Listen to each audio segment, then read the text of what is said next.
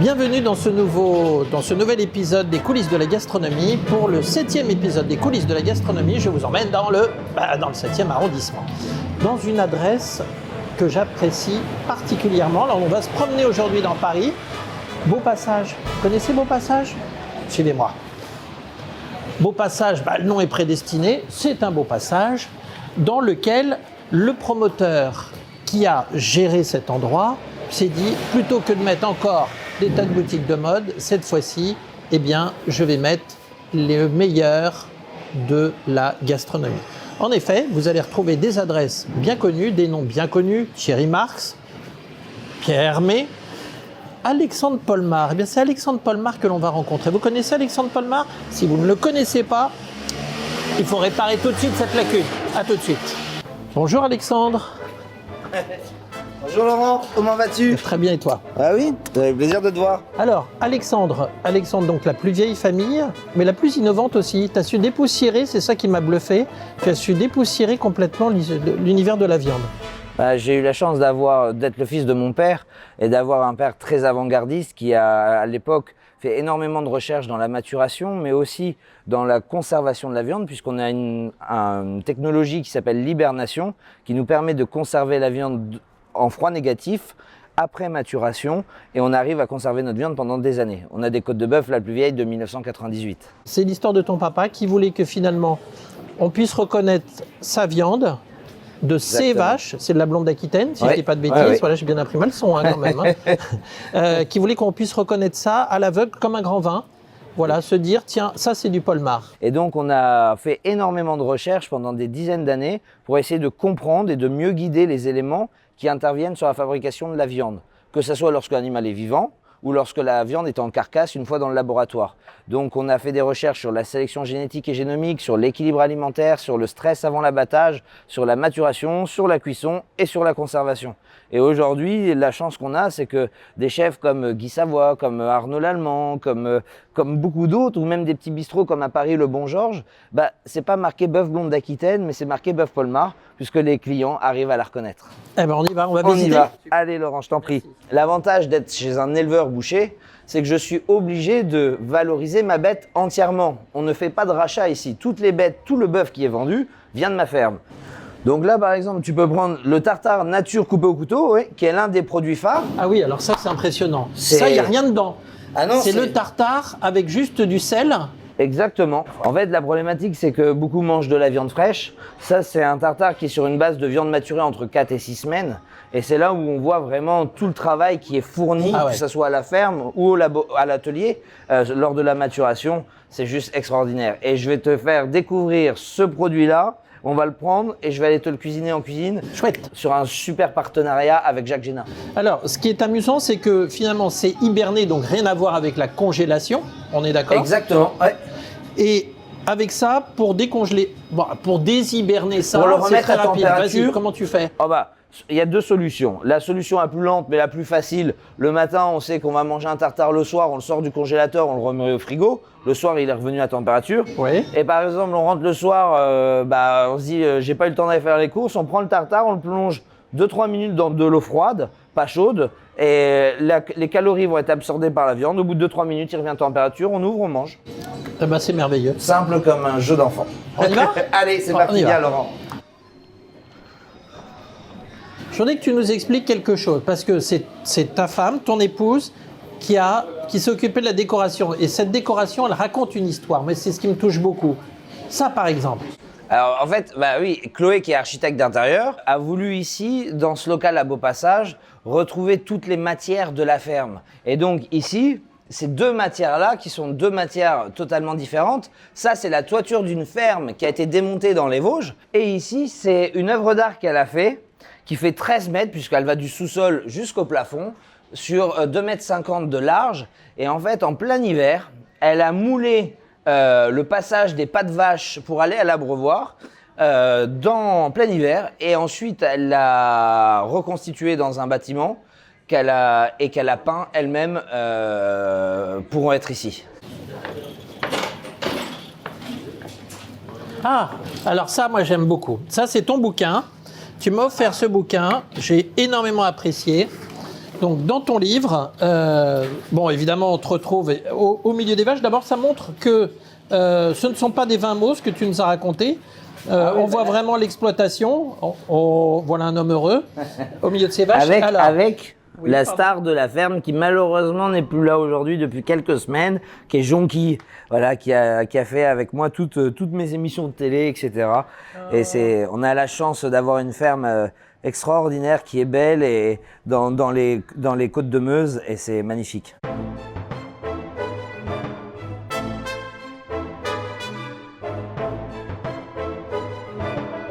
Très facile, on ouvre, on tire et hop, un tartare il est prêt. Regarde, il n'y a pas grand chose à faire, donc il est déjà coupé au couteau, il a été fait à Saint-Miel et on dresse.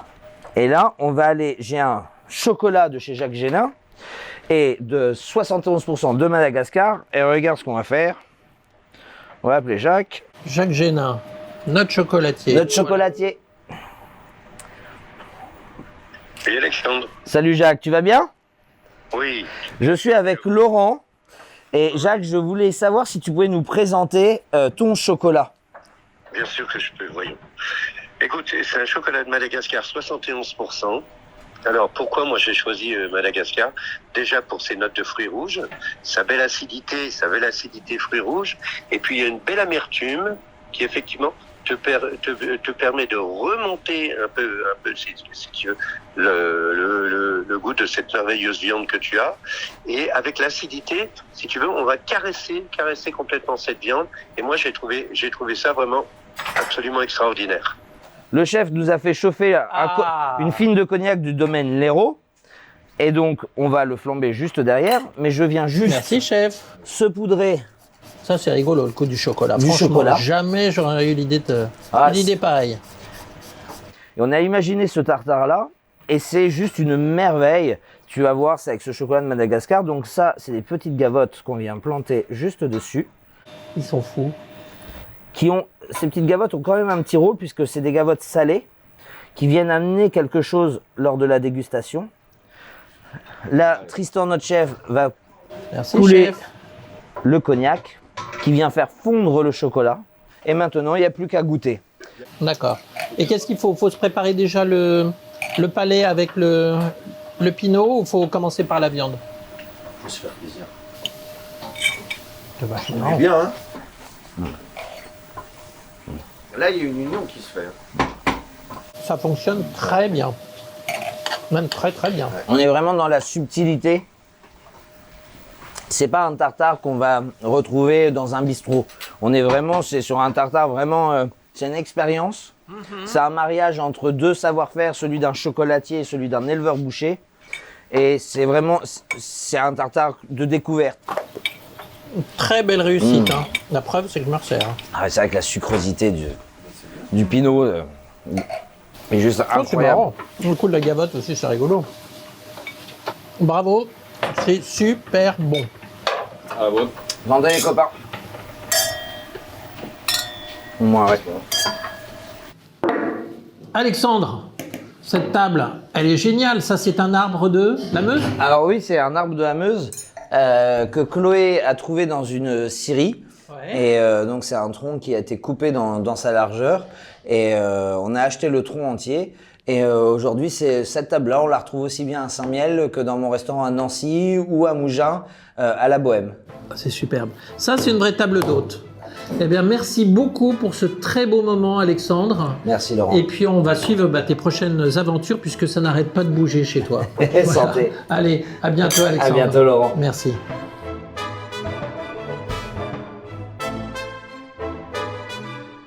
Alors maintenant, après avoir goûté cette délicieuse viande, on va pas passer au dessert tout de suite, on va attaquer le fromage. Pour le fromage, je vous propose de rencontrer Laurent Dubois. Laurent Dubois, meilleur ouvrier de France, fromager. J'ai même eu le plaisir de dîner avec lui. Ce fut un moment magique quand il parle de ses fromages et de son métier. Allez, on va le rencontrer. Ça a du succès. Difficile de rentrer, mais on va y arriver. Bonjour Laurent. Bonjour. Donc ça, c'est ta boutique de Beaubert Mutualité, mais tu en as d'autres. J'ai 4 boutiques à Paris, effectivement. On a 2 boutiques dans le centre de Paris, Ouais. une ici et une rue Saint-Antoine à côté de l'église Saint-Paul. Et on a 2 boutiques dans l'ouest de Paris, une rue d'Auteuil et une rue de Lourmel.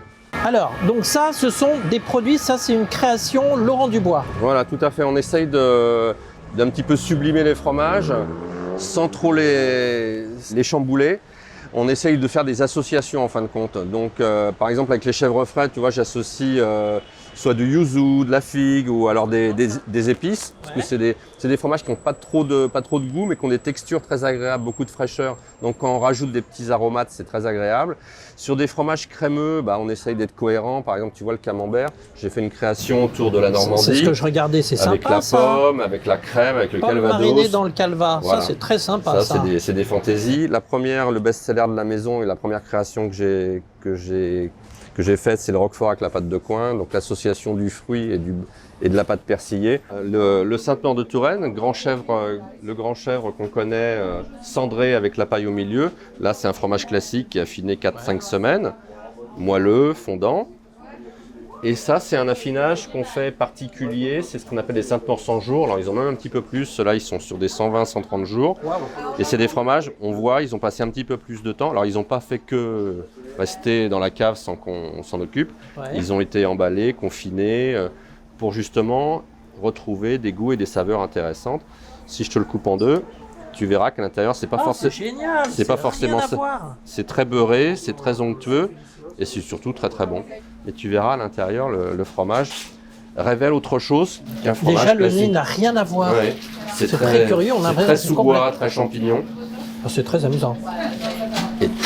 Et tu vois simplement Voilà. avec ouais. du temps, avec des petits gestes, avec une bonne ambiance, une bonne cave, on arrive à modifier les arômes et les saveurs des fromages. Et ça, c'est vraiment notre travail, affineur, rendre fin. C'est une tuerie, ça. Et donc ça, c'est un fromage, comme la plupart de tes fromages, au lait cru. Oui. Ça, par exemple, c'est une création que tu as... Enfin, une création en quelque sorte. Je fais ça depuis C'est un toujours. travail depuis toujours. Depuis toujours, Génial. je fais plein d'essais dans mes fromages. Il y a plein de fromages que j'essaye de garder d'une certaine façon.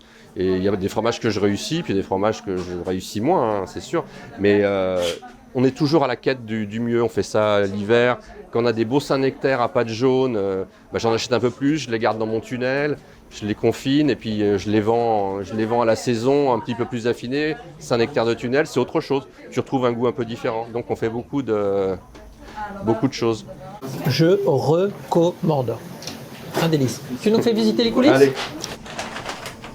Donc tu as notre petit labo avec Pascal qui est notre responsable ici, qui s'occupe de la coupe des fromages, du soin, de l'affinage. Donc comment est née la fromagerie du bois?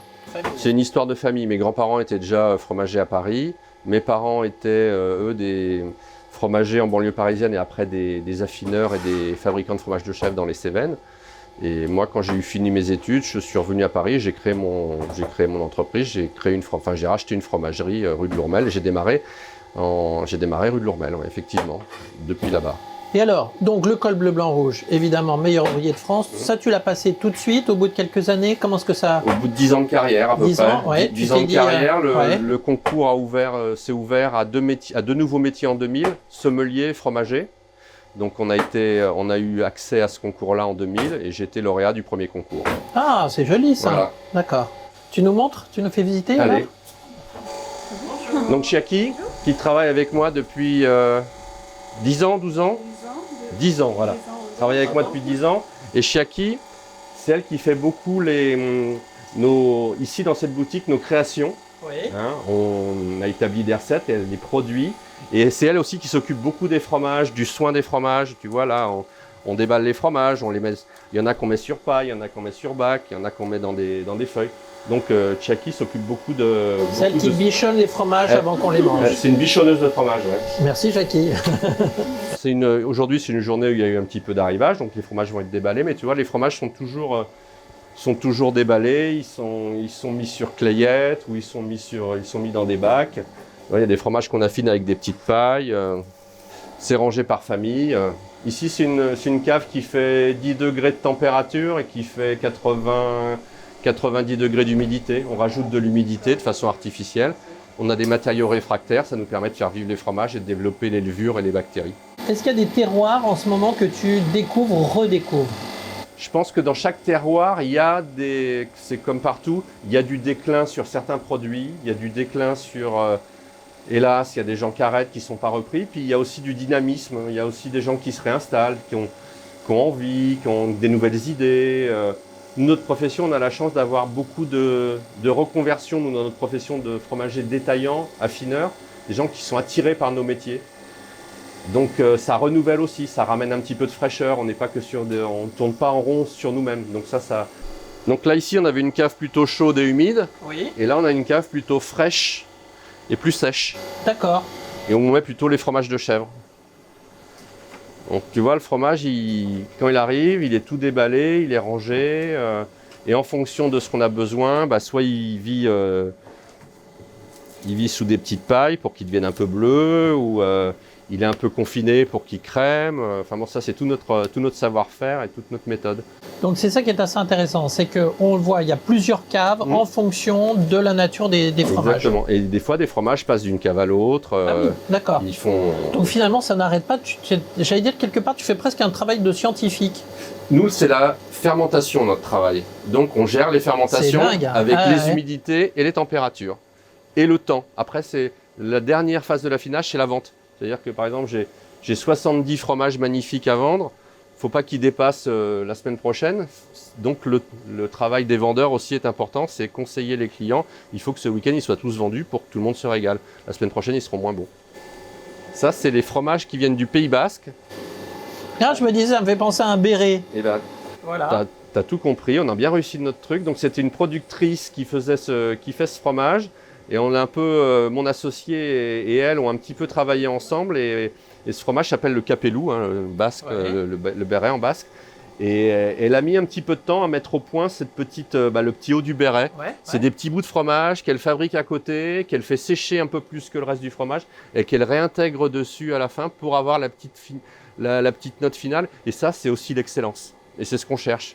Avant de se quitter, Laurent, quel est le fromage du moment? Alors, le fromage du moment, pour moi, au jour d'aujourd'hui, j'y étais la semaine dernière, c'est le reblochon. Ah ah! Pourquoi le reblochon Ouais. en ce moment? Parce que c'est un des rares fromages, c'est peut-être même le seul fromage à pâte molle qui est fabriqué l'hiver plutôt en plaine et l'été en alpage. On pense que le reblochon c'est un fromage d'hiver, et c'est vrai, il est très bon l'hiver aussi, mais en ce moment c'est une nourriture qui est quand même c'est une nourriture humide, qui a plus de goût, plus de caractère, qui donne des fromages assez parfumés et assez incroyables. D'ailleurs, si je peux te le faire goûter. Ah, volontiers. Le nez est assez différent, c'est amusant. Et la pâte est beaucoup plus crémeuse. C'est impressionnant. D'ailleurs, on le voit déjà, c'est assez impressionnant. Alors tu vois, je les vends pas non plus trop affinés. Non. Pour pas Non, que, justement, surtout sur ces ouais. fromages-là qui sont un petit peu plus fragiles, parce qu'ils ont déjà, à ce stade de maturation, déjà pas mal de caractère, pas mal de saveurs. Et on ressent un petit peu ce goût animal, ce petit goût d'étable, Moi, j'aime bien. très typique du reblochon. Et en même temps, une certaine douceur Oui. qui est très agréable. Oh, c'est très amusant. Laurent, c'était super. Merci t'en prie. beaucoup pour ce beau moment partagé. Tu m'as apporté une autre vision du fromage. Et tu as montré franchement le savoir-faire le plus de tout ce que vous apportez au fromage. C'est superbe. Bravo. Merci. Merci J'étais très beaucoup. heureux de te recevoir et de te faire découvrir un petit peu les coulisses de notre travail. Merci beaucoup Laurent Dubois. À très bientôt. À très bientôt. Merci. Au revoir.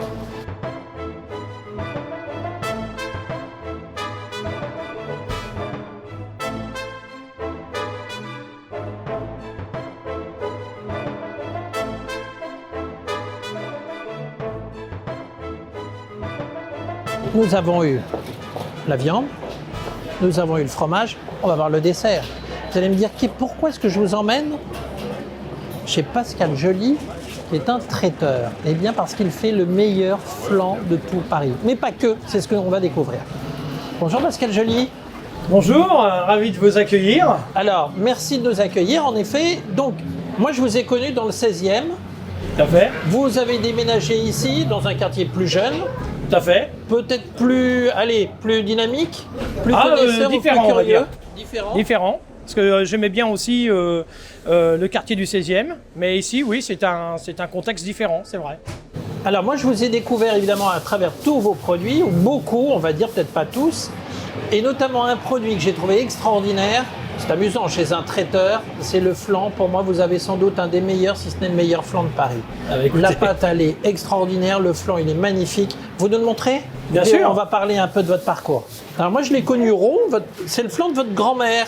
Ouais, c'est un flan grand-mère. Alors, c'est parce qu'en fait, c'est une recette vraiment traditionnelle. Le feuilletage, on fait un feuilletage au beurre des Charentes AOP qu'on fait pré-cuire et après on fait vraiment une vraie crème pâtissière et après on recuit, qu'on coule dans ce fond et après qu'on recuit au four. Le feuilletage, il est à tomber par terre. Enfin, l'équilibre est vraiment absolument parfait. Pascal Joly, comment est-ce qu'est venue votre, allez, je vais dire, vocation? Elle est venue, j'étais jeune et quand j'avais 11 ans, je suis allé en vacances chez mon oncle qui était charcutier. Alors maintenant il est retraité bien sûr, il y a longtemps, à Sainte-Adresse à côté du Havre. Et en fait j'ai eu un coup de foudre pour ce métier-là quand j'ai eu 11 ans. Voilà. Et alors le MOF? Donc on a quitté un MOF, on était avec Laurent Dubois. Laurent, voilà. Qui a un meilleur de France 2000 comme moi. Hein. Voilà. D'accord. Exactement, que je connais bien. Donc pareil, un des premiers MOF traiteurs, pas le premier. Non, alors nous, notre métier, la première session du MOF a dû être dans 1936, je crois. D'accord. Et comment je veux dire, nous, ça a dû être dans les années 30. La première session.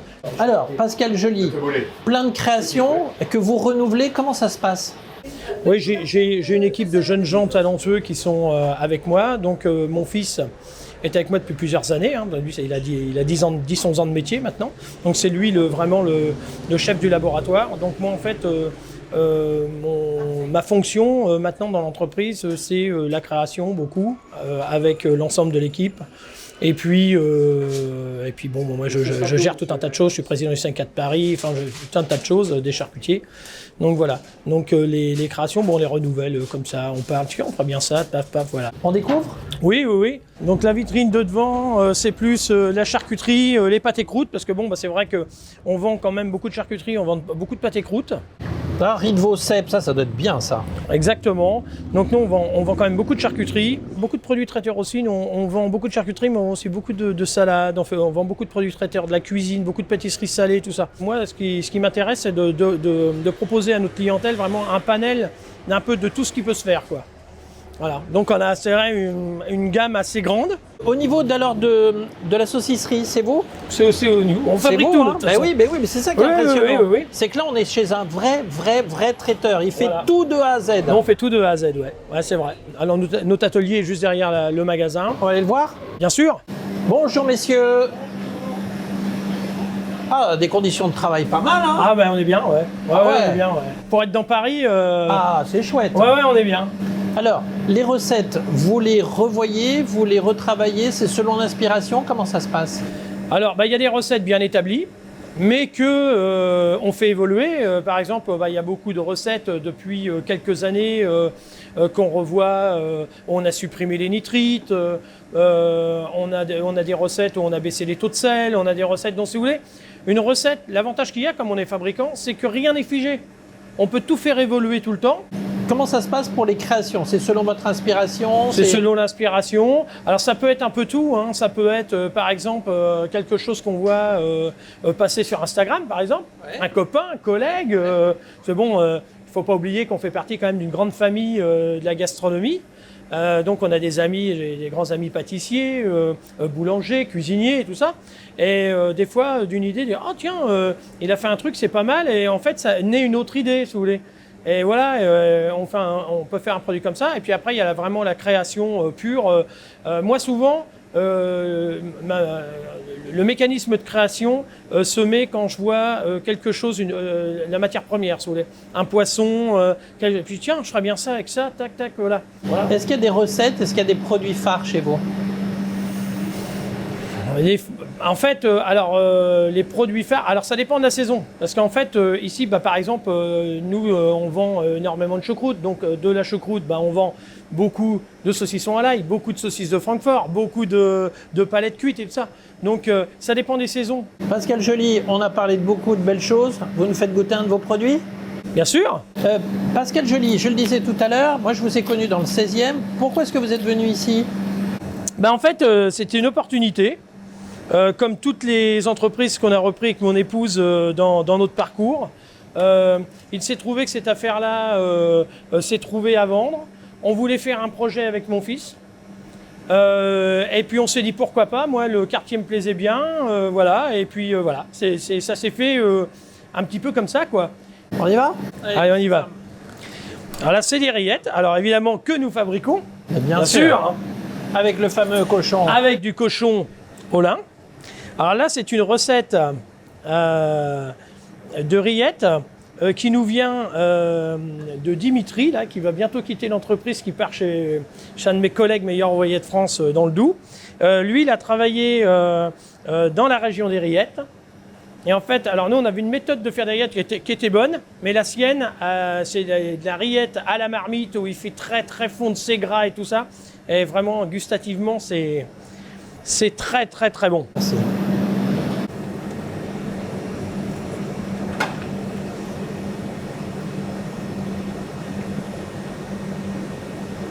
Ça change quand même complètement la donne. La matière première est d'excellente qualité. Et après, si vous voulez, la recette, la cuisson est bien menée. Parce que le but des rillettes, en fait, c'est d'avoir du moelleux et qu'elle ne soit pas trop grasse, si vous voulez. Non, mais on n'a pas non plus le côté sec parfois de certaines fibres. Le fait que c'est confit comme ça complètement. C'est confit, je dirais en quelque sorte. Exactement. On sent un goût de reviens-y. Hein.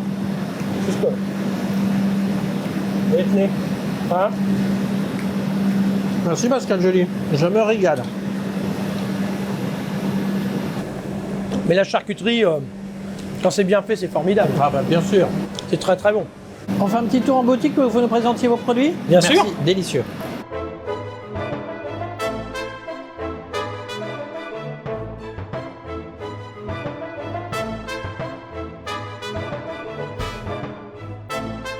Donc là, en fait, on a la gamme charcuterie devant, et puis après, quand on rentre dans le magasin, alors c'est vrai qu'à cette époque-là de l'année, on met en vitrine, parce que quand on est en hiver, la vitrine, elle déborde de charcuterie. Là, en été, on met plutôt en avant les produits un peu fraîcheur et tout ça, les terrines fraîches, il y a de la lotte, là c'est de la terrine de raie bretonne, bien sûr.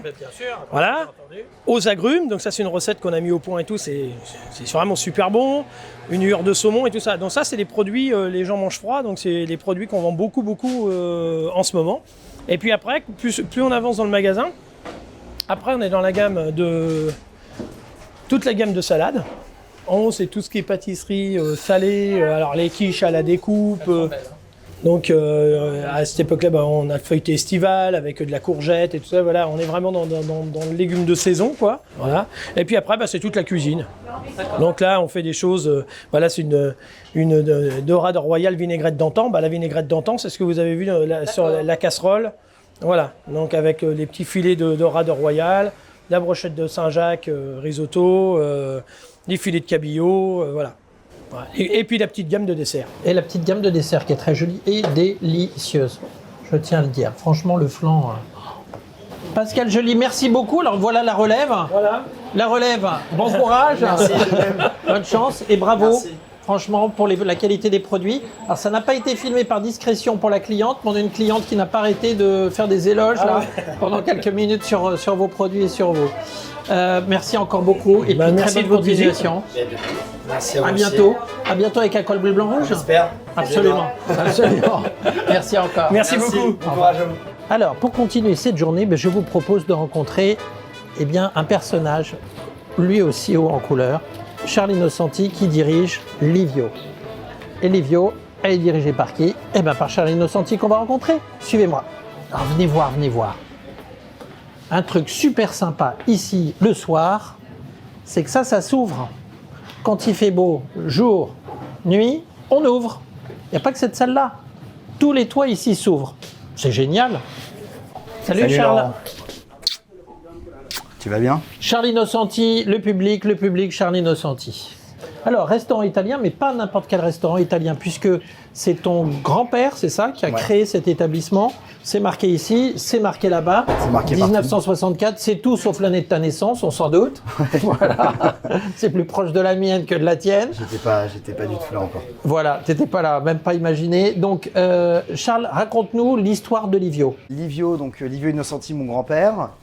Mon grand-père a donc a quitté l'Italie, a fui l'Italie en 1900, à la fin des années 30, a fui le fascisme, s'est réfugié en France avec sa femme, a commencé à travailler dans la restauration comme maître d'hôtel.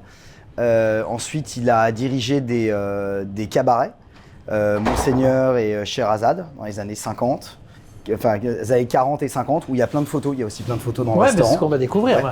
Où il allait travailler toutes les nuits, toutes les nuits dans ces grands clubs parisiens, habillé en smoking, à servir du champagne à toutes les grandes stars. Ah oui, donc c'est lui les photos là qu'on voit tout de suite à gauche. Et au début des années 60, il a décidé en fait de racheter un petit restaurant italien, parce qui existait déjà, donc qui était donc ce restaurant. Il y a combien de couverts à l'époque à peu près, tu crois? 17, 15 ouais, entre Allez. 15, dizaine, toute petite dizaine. Dizaine de couverts aujourd'hui? 265. C'est pas une belle réussite? Si. Et sans perdre la qualité. C'est pour ça que je voulais montrer ton établissement, parce que tu es sans doute un des rares, allez, j'ose pas dire le seul, Non, c'est sûr. mais un des très rares établissements à être capable de fournir autant de couverts avec une qualité qui est toujours la même. La preuve, c'est que tu es dans le guide Goemio, c'est une référence. Bah, tu nous fais visiter maintenant? Donc ça, c'est le la salle, la salle le poumon du historique. restaurant. Voilà, la le salle poumon historique. qui n'a pas changé, quoi. C'est-à-dire que ce carnezet suisse, comme je l'appelle, c'est vraiment qui n'a jamais changé donc depuis 64. Mon grand-père l'a refait quand ils ont racheté le restaurant. Donc à la base, on l'a un petit peu refait, on l'a un petit peu modelé avec l'âge et les années. Mais il y avait ces 17 places. Le bar était beaucoup plus petit à l'époque. Il y avait plus de tables ici, mais c'était vraiment le cœur historique du restaurant. Le restaurant, quand il l'a racheté, s'appelait Don Giovanni. Ouais. Il s'appelait pas Livio. Ouais. Et il l'a racheté à un copain qu'il connaissait. Mon grand-père était un bon cuisinier, mais il n'était pas de la restauration. Donc quand ils ont ouvert en 64, il a ouvert le restaurant. Lui s'est mis en cuisine. Donc il a mis la sœur de sa femme avec lui en salle. Donc ils étaient 3. Ils ont fait ça pendant 2 ans. Ça marchotait. C'était pas mal, mais bon, c'était vraiment la petite cantine. Il n'y avait pas de restaurant italien à l'époque à Paris. Mon père m'a dit qu'à 26 ans, il s'est retrouvé dans l'affaire, un petit peu malgré lui. Mon oncle est parti en Allemagne apprendre l'allemand, aussi pour faire des études. Et puis quand il est revenu et qu'il avait 24 ans, pareil, il a commencé à bosser en 67 ici. Et puis dans les années 67-68, le restaurant commençait un petit peu à marcher, il faisait, on va dire, 50-60 couverts par jour. Et à l'été 67, je crois, Brigitte Bardot et Roger Vadim étaient à Neuilly parce que Vadim tournait Et Dieu créa la femme avec Bardot. Et mon père me raconte, Bardot arrive, quoi. Bardot, il faut quand même savoir qu'à l'époque, c'était vraiment la plus belle femme. Bah oui, bah bien sûr. Et Bardot débarque un soir. Et Bardot vient un soir. Avec Vadim ou seul? Ouais. Ouais. Et Bardot vient un soir, 2 soirs, 3 soirs. Et il me dit pendant 3-4 mois, Bardot vient. Mais vraiment, tout le temps. Et là, le resto. Ah bah évidemment. Baboum. Par contre, c'est vrai que dans les années 70-80, c'était le restaurant des stars. Il y avait tous les plus grands politiques, il y avait tous les plus grands chanteurs. Mon père me racontait que dans la salle du bar, il y avait des soirs, il y avait Coluche, Le Luron, Bardot. Pendant Roland-Garros, il y avait tous les soirs, tous les plus grands joueurs de Roland-Garros qui venaient dîner. C'était extraordinaire. Et on n'a pas de livre d'or, on n'en a pas. Bah oui. On n'a pas de photos de cette époque, très peu. Et mon père m'a dit, ouais, pendant 15-20 ans, ça a été extraordinaire. Ensuite, c'est vrai que dans les années 2000, ils avaient leur âge, ils commençaient un petit peu à en avoir assez. Et moi, en fait, avec mon frère, bah, quand on est arrivé, bah, la boîte avait besoin d'une nouvelle vie, quoi. Et mon père nous a quand même dit, bah, je pense que ce dont a besoin cette entreprise, bah, c'est d'un renouveau, surtout en termes de cuisine. On a beaucoup modernisé la cuisine en bas aussi. Et ensuite, d'avoir ce dogme de servir du volume de Livio. Mais avec une précision qui est toujours la même. Ouais, bah, on l'a. Bah, après, je l'ai et puis des fournisseurs qui sont bah, quand même. Et après, c'est travailler en fait de servir du volume de Livio, Ouais. de se dire, ok, on va se dire qu'on va pratiquer le dogme, c'est la qualité pour tous. Donc de faire des petites marges, mais vu qu'on fait beaucoup de volume, c'est comme ça qu'on gagne bien notre vie aussi, et d'en faire profiter pour tous. On passe un peu dans les coulisses ? Ouais. Allez. Alors voilà les coulisses de la gastronomie. Hop, les assiettes, regardez déjà comme elles sont belles.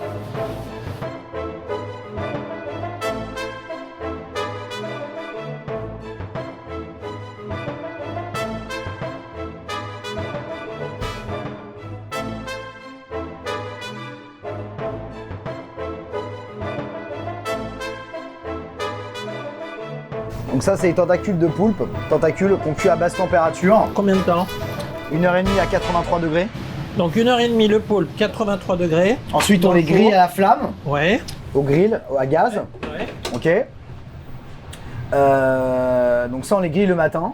Ensuite, pendant le service, on les remarque à la plancha un petit peu, avec un peu de beurre, un peu de vin blanc. Ensuite, on les sert avec des petites pommes de terre grenaille de Noirmoutier. On a une petite bisque de homard maison qu'on fait avec les carcasses. À l'envoi, la sauce vierge, donc tout simple, un peu à la portugaise, la sauce vierge, j'aime bien moi. C'est les oignons rouges, le vinaigre de Xérès, l'huile d'olive, la coriandre, le persil. Tout simple. Ça, c'est top. Tu veux goûter? Ah bah, non, bah, oh, tu me mets ça sous le nez.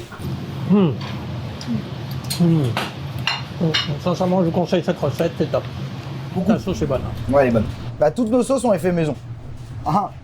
Alors, ça, c'est nos raviolis maison. Voilà, faut que tu expliques aussi. Alors, nous, on fait les raviolis maison. Donc, ça, ce qui est top, les raviolis, le problème des raviolis, quand ils sont pas maison, c'est qu'il y a trop de pâtes. C'est bon, il n'y a pas besoin. Trop de pâtes, pas assez de farce. Donc là, tu vois, ce qui est bien, c'est que quand tu fais des raviolis maison, c'est que tu vois, t'as beaucoup de farce, tu vois. Bah oui.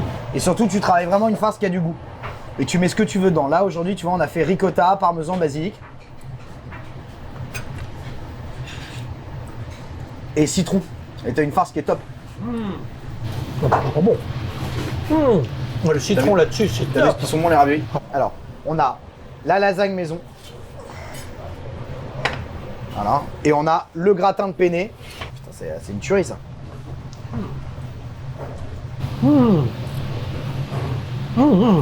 Une sorte de mac and cheese quoi. C'est hyper bon. Ça marche énormément. Et ça marche l'été aussi. Beaucoup. Ah bah oui. Bon, on en vend moins quand même. Bon, Ouais, c'est mais très ça fait quand agressif. Complètement. Non, t'as raison. Non, mais en fait, c'est la sauce tomate. On a une sauce tomate qui est assez incroyable, qui est faite à base de tomates cerises chez Livio. C'est la sauce tomate qui donne un goût. De tes tomates cerises d'Italie, Ouais. de Sicile. Ouais. C'est impressionnant, ça change tout. Ouais, elle est vraiment très très très bonne. Ouais, elles sont hyper parfumées, c'est presque du concentré. Ouais. Et la lasagne, donc pâte maison, bolognaise maison, béchamel maison. Donc ça c'est vraiment la recette de mon grand-père que j'ai un petit peu améliorée en la rendant plus légère, à base de bœuf et de veau, avec toutes nos chutes de viande. Ça, c'est un travail de titan, ça.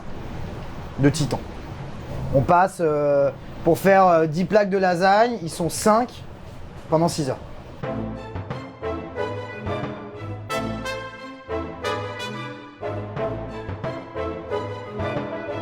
Là, vitello tonato. Donc là, les temps, on le fait Ça, en je connais, plat. c'est top. Bon, vitello tonato, nous, on fait des carrés de veau désossés de chez Terroir d'Avenir. Il n'y a que chez toi que je prends ça. Donc le carré de veau désossé, on le cuit à basse température, on le marque à la plancha, sel, poivre. On le cuit à 58 degrés 4h30. On coupait très finement sur une mayonnaise au thon. Donc mayonnaise maison faite à base d'estragon, de basilic, de persil. Mais c'est ça l'Italie. L'Italie, c'est le produit. Tout est dans le produit. C'est pas des choses compliquées, machin, ceci, cela. Ça, c'est vraiment top. J'adore. C'est frais. Les goûts sont là. Ouais, le veau est vachement bon. Ah, le veau est sublime. Merci beaucoup, Charlie Innocenti, pour cette très belle visite et de m'avoir gâté autant, de nous avoir prie. gâté autant. Je t'en prie, non. Moi, par contre, ce qui est impressionnant, c'est que tu arrives encore à me bluffer alors que je suis venu je ne sais combien de fois ici et j'arrive encore à découvrir des plats et être vraiment impressionné. Donc ça, franchement, bravo. Je t'en prie, bah écoute, c'est la passion. Et Écoute, merci de me régaler. Faut progresser dans la vie. Faut Et de faire notre bonheur. Et ici, il y a l'ambiance, il y a tout.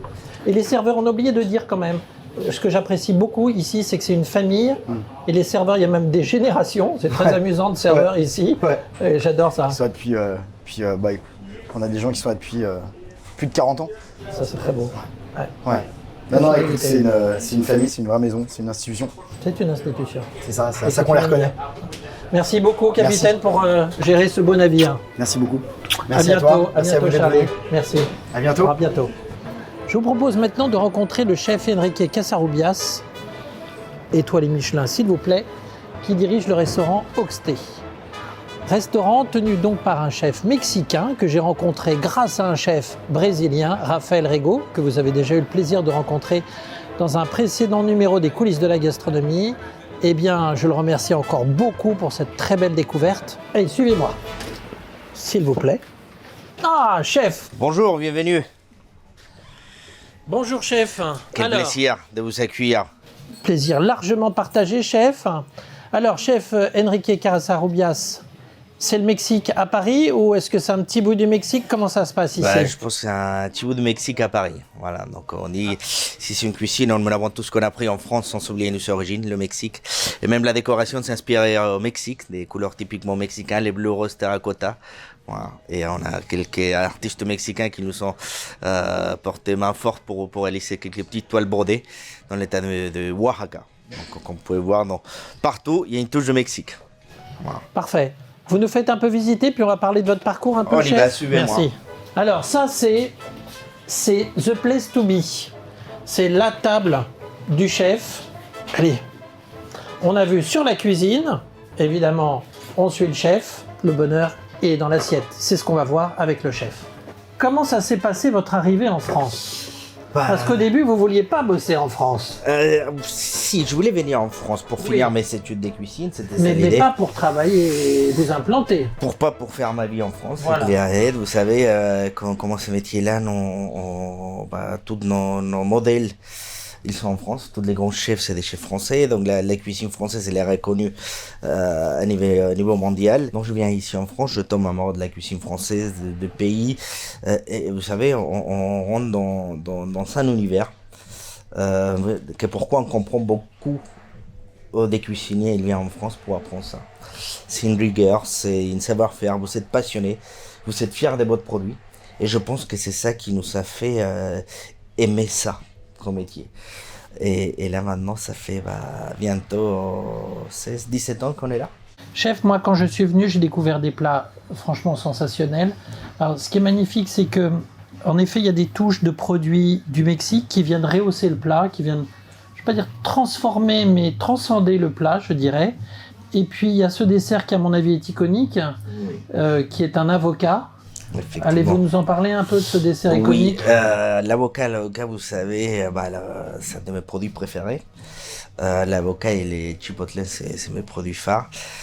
Depuis que je suis en France, l'avocat, on les trouvait suivant dans des salades. Et je me suis dit, oui, moi j'adore les guacamoles, voilà, j'adore les guacamoles, mais bon, l'avocat déjà c'est une fruit. C'est ce que beaucoup de monde ils pensent que c'est pas une fruit, mais c'est une fruit.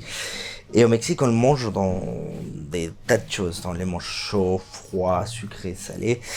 Et donc, ça m'est venu à l'idée un jour de faire un dessert à l'avocat, qu'on avait déjà travaillé avec des autres chefs. Donc, utiliser la chair d'avocat pour faire une mousse d'avocat, citron vert. On récupère la peau là que l'on va le déshydrater pour faire un poudre de chocolat blanc, peau d'avocat. On récupère encore la peau là que l'on la déshydrate, puis brûler, et on fait un charbon d'avocat. Et donner le colorant naturel à notre avocat. Et en dernier, on finit pour râper les noyaux d'avocat. Ah, c'est fantastique. Et alors moi, j'ai travaillé pareil. Votre travail des crustacés est fantastique. La cuisson, elle est parfaite, mais c'était excellent. Et il y a toujours l'esthétisme dans l'assiette. Vraiment une précision, un esthétisme qui fait vraiment extrêmement plaisir. Merci de me dire ça, parce que vous savez, moi, quand j'ai réfléchi à un plat, je réfléchis pas souvent au visuel. Je réfléchis plutôt au goût. Alors on vous a fait très envie. On va arrêter de vous faire envie. On va passer en cuisine. Allez, c'est parti. Donc pour commencer, donc on va faire un ceviche de dorade façon Acapulco. Donc pour commencer, donc nous allons besoin d'une dorade à peu près de 1 kg, 1 kg 200 grammes. D'accord.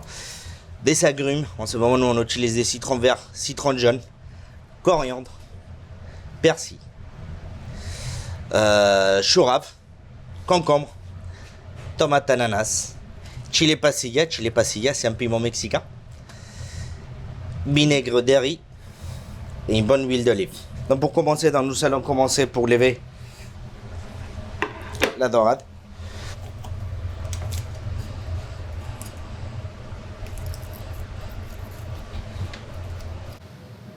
On le vide quand même ou pas? Il faut les vider. Voilà. Donc ici, ce qu'on fait, c'est qu'on va récupérer hop, les sarrêtes, on va les utiliser pour faire des sauces de poisson. On enlève la peau. Le geste est beau et précis, chef. Voilà. Et après, donc là, on va récupérer nos 2 filets de poisson. Donc on enlève toute la partie qui est sur l'arête. On va enlever les sarrêtes. Là, nous avons les 2 petites filets de poisson. Et maintenant, on va faire la marinade. Donc, pour réaliser la marinade, donc on va prendre les citrons, lesquels on va les couper en quartiers. Pourquoi on fait ça? Parce que normalement au Mexique, le ceviche, on le fait mariner dans des agrumes, coriandre, oignon, piment. Et on rajoute toujours un petit peu d'eau pétillante pour affermir les poissons. Ah, intéressant. Donc pour affermir le poisson, rajouter de l'eau pétillante. Eh bien écoutez, merci chef pour cette astuce. Et donc on laisse mariner ça pendant combien de temps, chef? Pendant au moins 8 heures. Minimum 8 heures. Minimum 8 heures. Donc là, on fait la marinade. Donc là, on rajoute un petit peu de fleur de sel. Ouais. J'ai vu qu'une belle huile d'olive. Huile d'olive. Voilà. Après, on rajoute notre poisson. On met les Tout citrons simplement le par-dessus. citron par-dessus. On va prendre un petit peu de coriandre. Faut surtout garder les tiges. On va mettre un petit peu de persil également. Il faut les couper grossièrement parce que bon, ça c'est juste pour mariner, mais qu'après nous on va les réutiliser.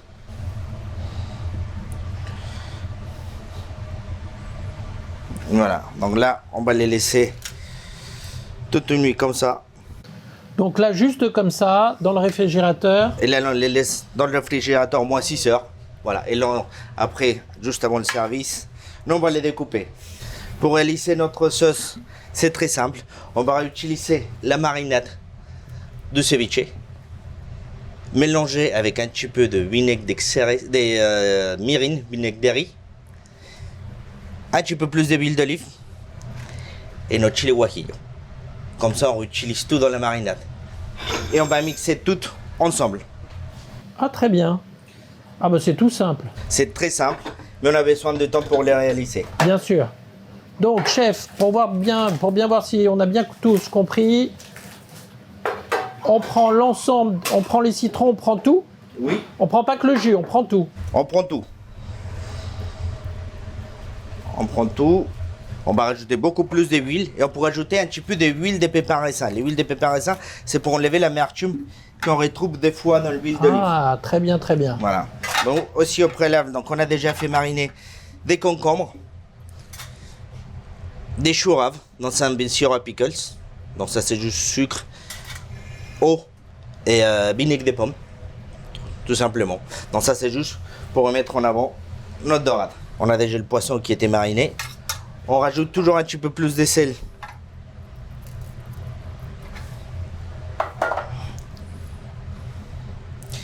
Ça c'est quelque chose. Souvent au Mexique, on retrouve les ceviches. Les ceviches, il a été coupé en petits dés Oui, c'est et ce que mariné j'allais dans dire. des jus de citron et jus d'orange, l'eau pétillante. Mais j'aurais trouvé que des fois, ici en France, quand on vous parle des ceviches, vous aimez bien un ceviche avec une consistance de poisson cru. Pour avoir le goût Voilà. du poisson, véritablement. Donc là, également au préalable, donc on a pris des tomates ananas, C'est déjà joli. lesquelles, évidemment, on les laisse mariner pendant 3 heures dans la bonne huile d'olive. et vinaigre de muscadet. Ça, c'est joli comme tout, c'est frais, ça donne envie. Quelques concombres de Bruno Caillon. C'est joli. Là, on va récupérer un petit peu notre jus.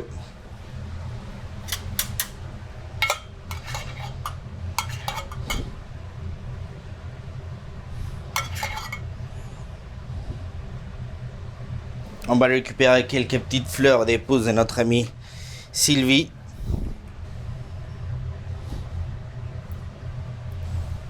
Fleurs d'étagette.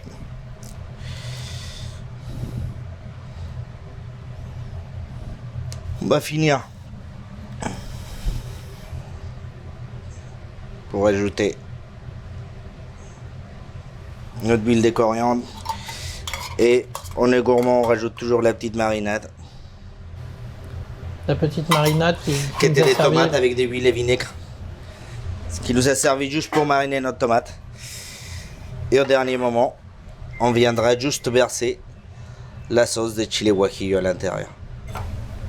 Et donc voici les ceviches façon Acapulco, concombre, tomate et chili guajillo. Magnifique, il n'y a plus qu'à goûter, chef.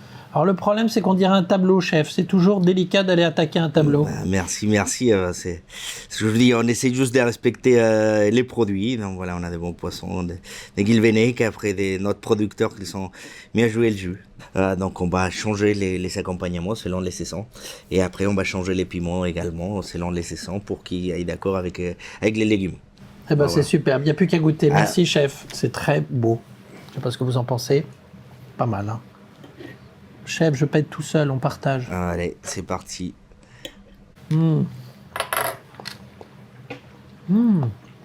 C'est super fin. C'est d'un raffinement remarquable. Franchement.